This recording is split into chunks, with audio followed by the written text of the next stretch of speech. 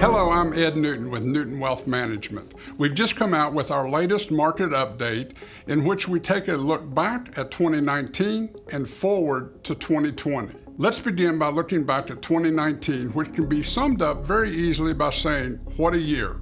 The Dow Jones Industrial Average was up just over 25%. The S&P 500, which provides a broader picture of the market, was up over 31%.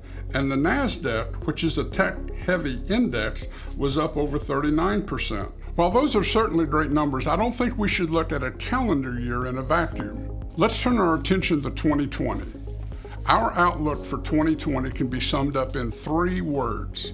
The expansion continues. As you can see from this 2-year chart of the S&P 500, we started 2019 in a deep hole as we experienced a correction from October to December. That set up a typical post-correction V-shaped bounce that followed.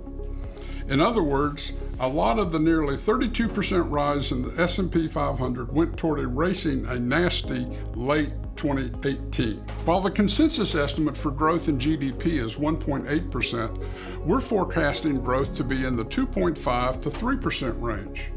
As you would expect, with a growth projection of 2.5 to 3%, we're also forecasting a very strong labor market. Federal monetary policy remains loose. We believe that inflation will be a moderate 2 to 2.5%. The Fed is reluctant to raise interest rates during the presidential year, and we see nothing that will change this time. One of the persistent flaws that we see analysts and investors alike make is that they believe that the expansion has to end just because of old age. The San Francisco Fed in 2016 did some research on expansions. They found that old expansions were no more likely to die the next year than young expansions were. In our view, entrepreneurship and public policy are what matter most. Taking into account everything we've talked about, we're forecasting the S&P 500 to be at 3,650 at the end of year 2020. While this may seem overly optimistic to some, we're only 11% away from that record as I record this on January the 15th. Stocks are not expensive at these levels, given the level of profits that we're expecting for the upcoming year. Let's not forget this is an election year.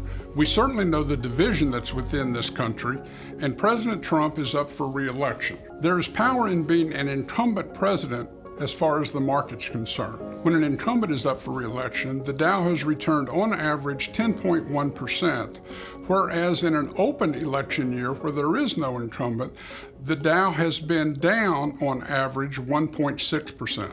As this chart shows us, the election years are typically very good for the market. In the last 68 years, we've had 17 presidential election years.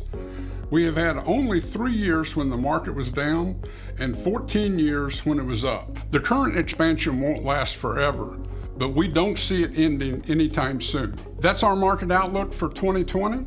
I'm Ed Newton. I want to thank you for stopping by, and we'll see you next quarter.